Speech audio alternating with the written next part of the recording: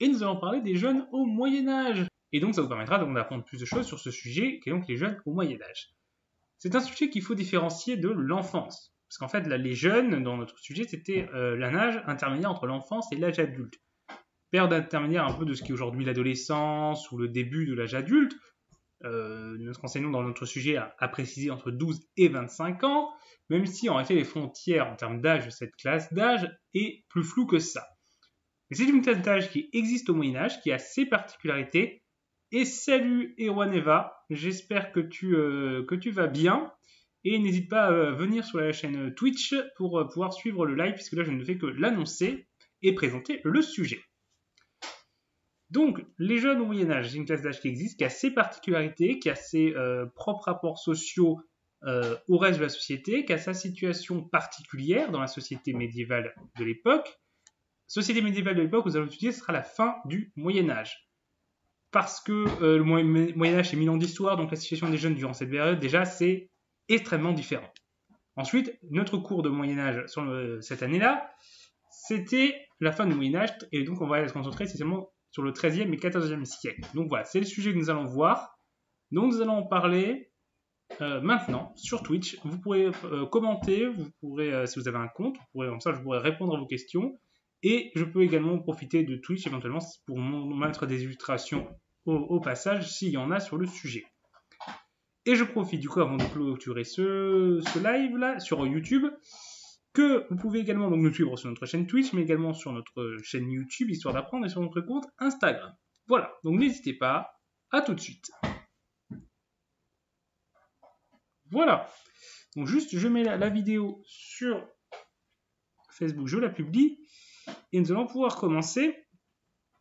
Donc déjà, cette classe d'âge, il faut voir qu'il y a plusieurs éléments qui la définissent, et il faut identifier lesquels, et avant de les développer. Il y en a deux principaux en fait qui font qu'on identifie un individu, enfin trois éléments qui font qu'on définit un individu comme jeune. Déjà, l'élément uniquement de l'âge, donc entre 12 et 25 ans, mais cet élément n'est pas suffisant. Il y a d'autres éléments qui peuvent compléter et qui peuvent permettre de dépasser un jeune, une personne d'être considérée comme jeune au-delà de simplement cette classe d'âge. L'un de ces éléments, c'est l'absence de mariage.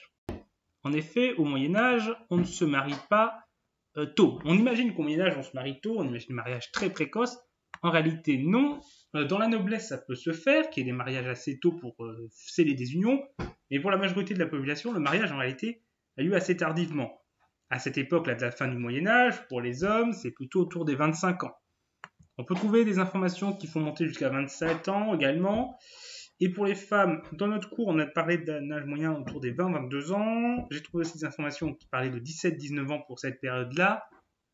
C'est différent dans les âges donnés, dépend de plusieurs choses. Déjà, sur 2 siècles d'histoire, ça bouge. Il est évident que pendant une période de guerre ou de disette, on va retarder le mariage parce que c'est pas le moment d'avoir des enfants. Et qu'au contraire, après la peste noire, lorsqu'elle est terminée, qu'il y a un relancement de la dynamique démographique, on va tendance à avoir se marier plus tôt. Parce qu'on limite l'âge du mariage pour limiter le nombre d'enfants, pour éviter de trop diviser la terre. Parce que la terre du paysan, si elle est trop divisée entre des héritiers, elle ne suffira plus à nourrir la nouvelle famille. Donc, quand il y a une plus grande pression au niveau démographique ou au niveau de la capacité alimentaire, le mariage va être repoussé. Lorsqu'au contraire, la population a diminué et qu'il y a des terres à repeupler et à re-exploiter, ça va encourager des mariages plus tôt. Ensuite, il faut savoir qu'on n'a pas d'informations précises toujours sur cet âge de naissance, de mariage. Ce qu'on a, c'est essentiellement les registres paroissiaux qui peuvent être un élément. C'est-à-dire, on compare un individu quand c'est qu'il est né, par son baptême, et on regarde également quand c'est que son mariage est enregistré.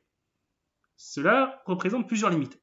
Déjà, les registres paroissiaux, il y en a plein qui ont été perdus. Donc, ça limite nos sources. Hein, ça peut être brûlé, ça peut avoir été abîmé aussi par le temps, simplement l'humidité, tout ça, c'était pas toujours très bien conservé. Ensuite, ce qui peut arriver, c'est que les registres paroissiaux n'étaient pas tenus à l'époque de manière aussi rigoureuse. En fait, les registres paroissiaux vont progressivement s'imposer par la suite durant l'époque moderne, mais à cette époque, à la fin du Moyen-Âge, ça restait encore quelque chose qui n'était pas toujours autant fait que par la suite. Et aussi, il y a le problème aussi, parfois, de certains jeunes qui ne vont pas se marier dans le village où ils sont nés et qui ne sont pas inscrits dans le même registre paroissiaux. Donc ça demande comme le travail de retrouver la personne dont on a le mariage, d'essayer de retrouver le registre dont il est né. Alors certes, on se doute que c'est pas très loin, mais on n'a pas toujours. Donc on a des échantillons incomplets. Et donc les calculs qui sont faits ont forcément des imprécisions. Donc c'est normal qu'en fonction, qu'on trouve des chiffres différents, mais en tout cas, l'âge moyen du mariage tourne entre 20 et 25 ans, à peu près, plutôt pour les femmes que pour les hommes, mais c'est clairement pas un mariage très tôt, enfin même si aujourd'hui pour nous ça paraît tôt parce qu'on se marie plus tard, mais c'est pas aussi tôt qu'on le pensait, et qu'est-ce qui fait qu'il y a quand même une période de la vie où on n'est plus un enfant, mais on n'est pas encore marié. Ensuite, autre élément important, c'est qu'on est sur une période où on est en formation. Cette formation peut être de plusieurs types. Elle peut être d'un type universitaire. Ça, c'est de plus en plus le cas. Il y a de plus en plus d'universités, elles se développent. Mais ça reste quand même une minorité de personnes. La bourgeoisie, une partie de la noblesse, mais la noblesse va quand même avoir tendance à préférer le précepteur. Et des paysans, des artisans riches, mais la majorité des paysans ne vont pas avoir l'université. Mais il y a plein d'autres manières de se former. Le précepteur, pour le noble, c'est une manière de se former. Être envoyé auprès d'un autre seigneur pour apprendre la chevalerie, c'est une méthode de se former. Être placé en apprentissage auprès d'un autre artisan ou d'un commerçant, c'est une forme de formation. Et même apprendre le métier de paysan à la ferme, c'est une forme de formation.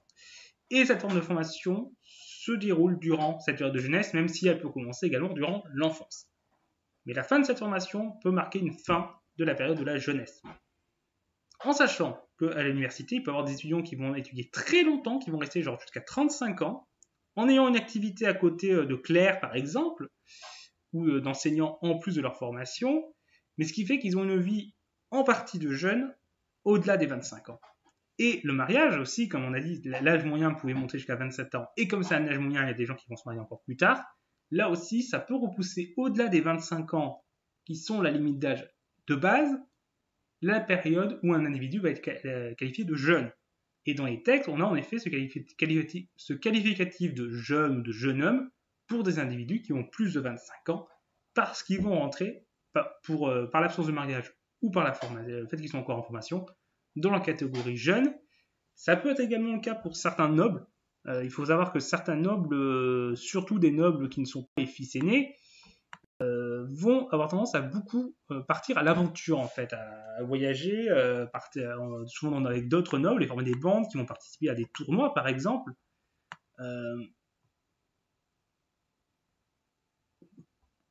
Donc des tournois pour récupérer la gloire, ils vont aussi participer à des guerres.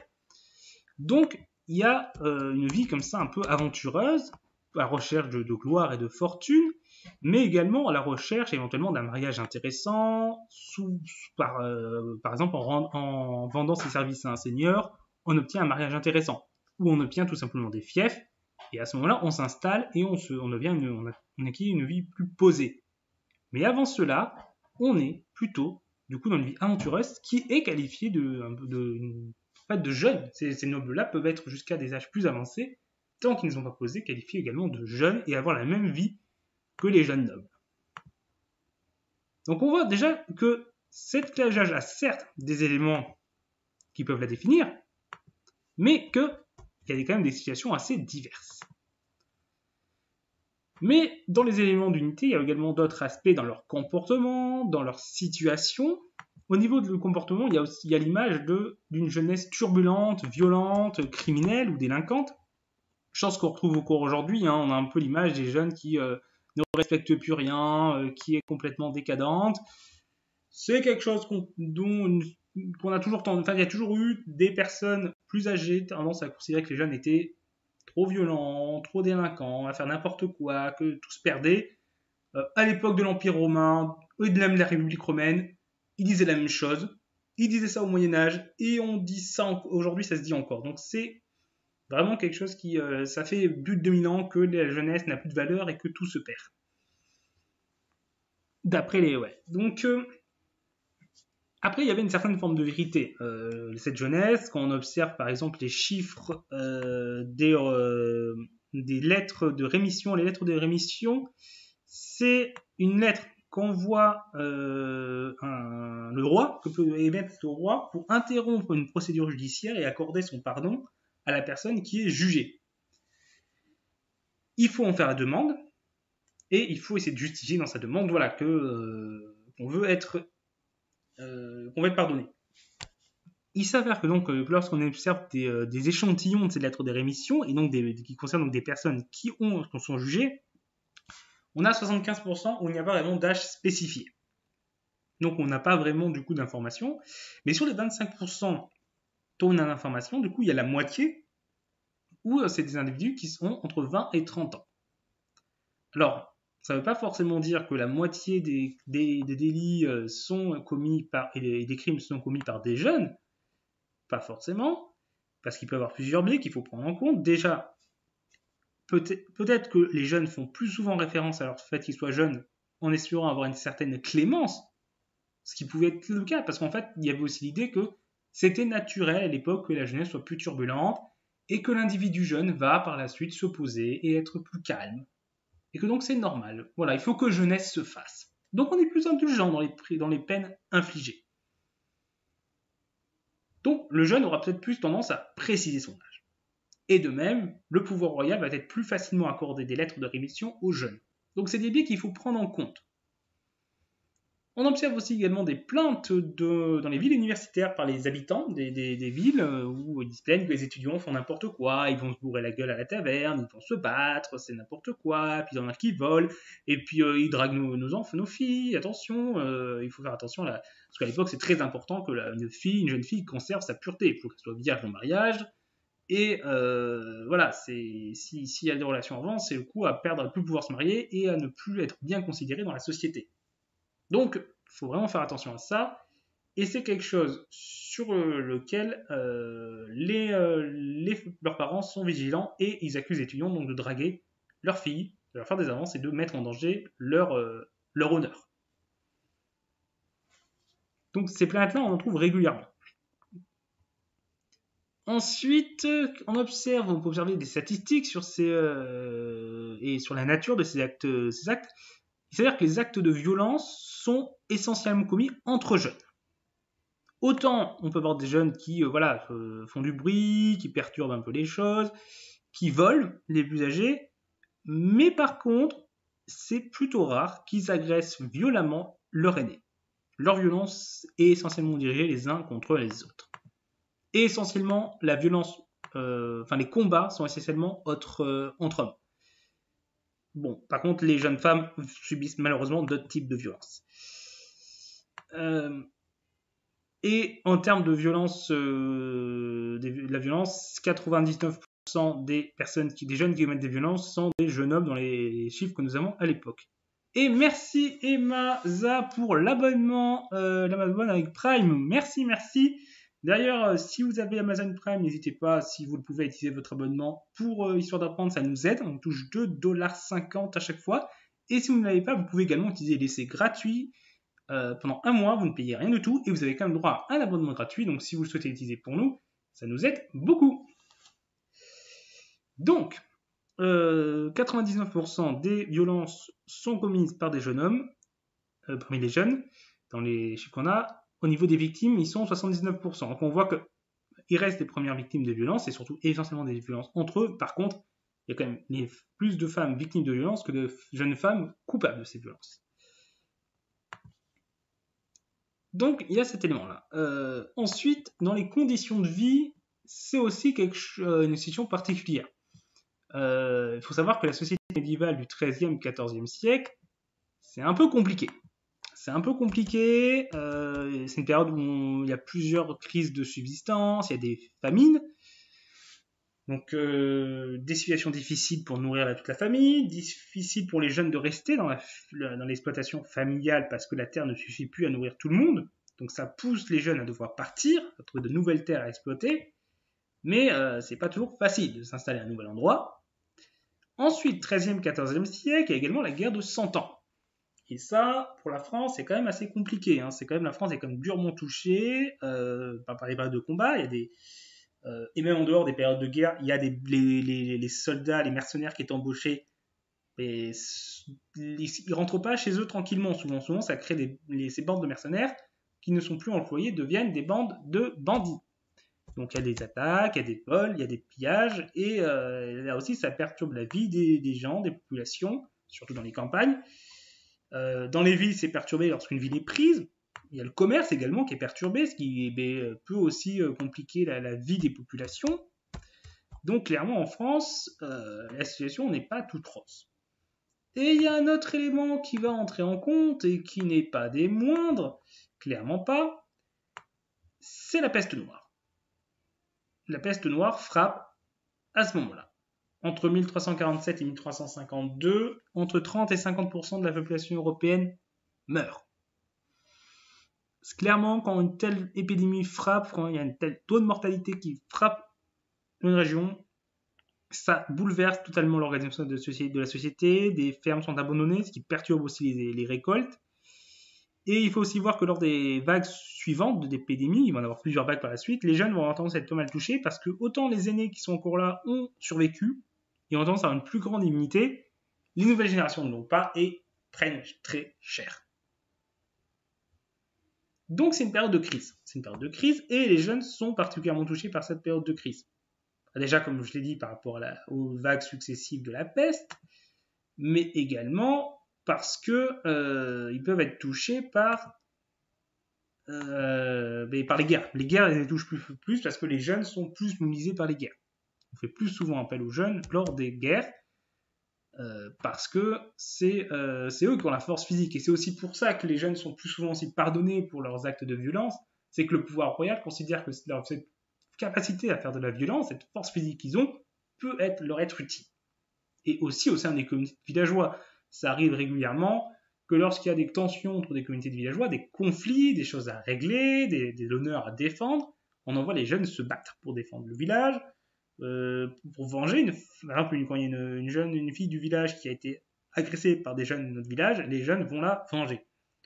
Donc les jeunes sont aussi, certes, sont une source de violence au sein de la communauté qui dérange, mais ils sont également une source de violence qui peut être utile à la communauté. Et que la communauté n'hésite pas à utiliser à l'occasion pour faire face à ces soucis. Ensuite, ensuite, le problème des jeunes, c'est qu'ils sont moins installés dans la société. Ils n'ont pas encore d'emploi stable, ils n'ont pas encore de famille précise, ils ne sont pas forcément encore installés sur une terre, ils n'ont pas forcément encore leur commerce, ils n'ont pas forcément encore leur fief. Du coup, lorsque la crise frappe, ils sont plus fragiles qu'une personne qui a une situation bien installée et à laquelle elle peut s'accrocher pour traverser la crise. Un peu comme un radeau, tu t'accroches sur la tempête et puis voilà, tu survis. Les jeunes, c'est plus compliqué. Donc là aussi, ils sont plus durement touchés. Néanmoins, ces jeunes réussissent quand même globalement à s'intégrer dans la société au final. Hein, voilà, ils ont une vie difficile et ça contribue un peu à la situation de violence, mais ils s'en sortent. Ensuite, la jeunesse aussi a des activités qui lui sont propres. Il y a le charivari par exemple. Le charivari, c'est une sorte de chahut qui est organisé lorsqu'il y a un mariage considéré comme mal assorti. Lorsqu'un vieux épouse une jeune, lorsqu'une vieille épouse un jeune, lorsque une personne qui est veuf ou veuve se remarie trop vite. On considère que là, il n'y a pas de respect envers l'ancien époux ou l'ancienne épouse qui est morte. À ce moment-là, les jeunes vont organiser un chahut, taper avec des trucs en métal, faire du bruit, occuper la maison, foutre un peu le bordel, quoi. Jusqu'à, globalement, en fait, que soit l'époux ou l'épouse incriminée leur donne un peu d'argent ou les invite à boire. Et là, souvent, ça s'arrête. Donc au final, c'est plutôt bon enfant. Et en fait, l'idée, souvent, en tout cas dans le cas d'un mariage d'un vieux avec un plus jeune, c'est considéré comme un dédommagement. Parce qu'on considère que lorsqu'une personne plus âgée épouse une personne plus jeune, ça prive ces jeunes d'un partenaire potentiel pour leur futur mariage. puisque je vous rappelle, ces jeunes-là sont souvent non mariés encore. Et donc, ils demandent une sorte de réparation, de dédommagement, sous forme d'argent, ou de simplement d'un coup à boire symbolique. Ce coup à boire symbolique peut aussi se retrouver dans le cas d'un mariage d'une jeune femme en dehors de sa communauté villageoise. Là aussi, il peut y avoir les jeunes de ce village vont demander au nouvel époux de leur offrir à boire pour symboliser ce dédommagement. Après, il y a eu des charivaris qui ont pu aller plus loin, dans des violences, des coups, mais ça restait quand même une minorité, et souvent ça arrivait si la personne ne se pliait pas au rituel du dédommagement. Ensuite, les jeunes sont aussi actifs globalement dans la vie festive, le carnaval, tout ça, mais ces carnavals ne sont pas du tout réservés à une catégorie d'âge. Il y a également les bacheleries, mais qui étaient surtout présents dans le centre-ouest, par exemple le Poitou-Charentes. C'était des organisations, des associations de jeunes, en fait, souvent des jeunes hommes, qui étaient réunis, qui organisaient des festivités, qui organisaient... Et on a vu par exemple le cas d'une bachelerie dont le but était en fait de réunir des fonds pour financer la paroisse, entretenir des luminaires, ce genre de choses. Donc en fait de faire des choses pour faire vivre la communauté, des choses utiles. Et par exemple, ils allaient faire l'aumône pour récupérer de l'argent ou vendre du gui. Et en fait, donc l'exemple qu'on a vu, en fait, c'était une bande de jeunes qui vendaient du gui et une autre bande de jeunes d'un autre village a voulu leur voler l'argent qu'ils avaient récupéré. Ils se sont battus. L'un des jeunes du coup de cette communauté, lors de la bataille, a tué l'un des autres jeunes. Il est jugé pour ça et en fait, on a vu une lettre de rémission où il était pardonné pour ce crime-là. Puisqu'il disait que c'était en légitime défense, qu'il s'était fait agresser, qu'il s'était défendu et que voilà. Donc voilà, la même bachelerie, c'est surtout centre-ouest, mais il peut y avoir d'autres formes d'organisation des jeunes ailleurs. Et c'est un peu des associations de jeunes ou des associations étudiantes aussi, et donc pour leur faire une sorte de sociabilisation propre. Parce qu'il faut voir ça, c'est que la jeunesse, c'est une période où il y a une rupture, des changements dans la sociabilité. Parce que c'est une période où on bouge déjà plus, parce que quand tu es étudiant, souvent les facs, il n'y en a pas beaucoup, et donc il y en a dans certaines grandes villes, donc souvent tu es envoyé assez loin de là où tu étais à la base. Donc tu rencontres de nouvelles personnes, tu vas fréquenter d'autres groupes de jeunes. Quand tu es envoyé en apprentissage aussi, souvent c'est pas forcément. Déjà tu te retrouves en dehors de ton cercle familial habituel, parfois dans une autre ville, donc là aussi au niveau de la sociabilité, c'est une période de rupture. Pour les nobles aussi qui vont voyager ou qui vont être envoyés auprès d'un autre seigneur, là aussi la sociabilité change. Il se redéfinit. C'est également le rapport à leur autorité qui change, parce que là aussi, quand je retrouve étudiant, tu es plus sous l'autorité directement de tes parents, encore sous l'autorité de tes parents, mais plus directement, et c'est un maître qui exerce sur toi l'autorité. Quand tu es auprès, plusieurs maîtres lorsque tu es étudiant, un maître quand tu es en apprentissage, un nouveau seigneur quand tu t'es formé auprès d'un seigneur, et voilà, donc il y a le rapport à l'autorité qui évolue également, et c'est une période également du coup aussi où on s'émancipe des autorités. Donc là aussi, c'est une période de rupture. C'est clairement une période de rupture, la jeunesse. C'est une période du coup en fait où ça, c'est la période de transition entre l'enfance, on n'est plus un enfant, mais on n'est pas encore installé en tant qu'adulte, on n'a pas encore notre travail, on n'est pas encore marié, on n'a pas encore notre famille, et en fait notre avenir est en train de se faire. Parce que la formation qu'on fait n'est pas toujours liée à notre origine sociale. En partie, clairement, si tu es un paysan pauvre, il y a de fortes chances que tu sois un paysan pauvre toi aussi. Et si tu es noble, tu seras soit dans la noblesse, soit dans le clergé. C'est clair. C'est clair. Si tu es fils de marchand, fils d'un artisan, tu feras sûrement le même métier que tes parents. Mais ce n'est pas toujours le cas, il y a plusieurs situations. Des riches paysans ont pu envoyer leurs enfants faire des études et faire autre chose ensuite de leur vie. Certains nobles ont choisi aussi les études, certains de la bourgeoisie ont pu ensuite avoir par exemple la bourgeoisie commerçante ou artisanale a pu envoyer ses enfants faire des études et avoir d'autres carrières. Tu peux aussi être en formation dans un autre métier que celui de tes parents. Donc il y a également des situations qui peuvent être différentes en étant du même statut social à la base. Mais une fois cette formation effectuée, ta situation sociale, elle va avoir tendance à se stabiliser. Et du coup, c'est cette période de jeunesse qui va finaliser, à partir de ta situation de base, quelle sera ta situation par la suite. D'où l'importance de cette période pour la jeunesse du Moyen-Âge, et même encore aujourd'hui, en fait, c'est une période où la jeunesse est très importante dans le fait de forger le futur individu. Alors, est-ce que j'ai oublié des choses que je voulais vous dire? Alors oui, j'avais vu un peu sur pour les femmes, la situation est un peu différente. Déjà, clairement, elles sont moins marquées dans la violence, aussi bien dans les images que dans les faits. On l'a vu, hein, 99% des violences commises par des jeunes, c'est des jeunes hommes. Et elles sont aussi beaucoup plus soumises à des impératifs de devoir conserver sa pureté durant sa jeunesse, à ne pas trop fréquenter les garçons. Au niveau des loisirs, il y a des différences aussi. Hein. Déjà, les associations de jeunes sont souvent réservées aux jeunes hommes, donc elles n'y sont pas. Les tournois, c'est pour les hommes. Les femmes, certes, y assistent, mais n'y participent pas. Donc là aussi, c'est quand même une différence non négligeable. Donc, la vie des jeunes et des jeunes femmes et des jeunes hommes sont différentes. Donc, on peut conclure un peu là-dessus en disant que les jeunes hommes, que les jeunes, il existe une classe de la jeunesse au final, il y a des situations communes, l'absence de mariage, le fait d'être en train de se former, de ne pas avoir de famille du coup, de ne pas avoir sa propre famille installée, et d'avoir une image un peu de turbulence, parce que qu'on soit un jeune noble qui parcourt le monde en faisant des tournois ou en se battant, ou un étudiant qui se bat régulièrement à la taverne, ou des jeunes de campagne qui vont se battre avec d'autres bandes de jeunes, on est devant une jeunesse turbulente. Par contre, ces points communs s'expriment quand même dans une grande diversité de situations. Donc la jeunesse, en fait, d'être à la classe d'âge de la jeunesse n'efface pas l'appartenance sociale d'origine de ces jeunes, mais s'y superpose et vient la compléter. Et on voit donc qu'il y a une certaine complexité en fait dans la société médiévale de l'époque, qui ne se résume pas simplement à la classe sociale d'origine, mais également d'autres choses qui rentrent en compte.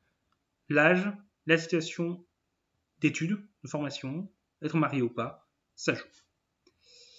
Donc voilà, c'est un peu, je vous ai fait un résumé du coup de cet examen.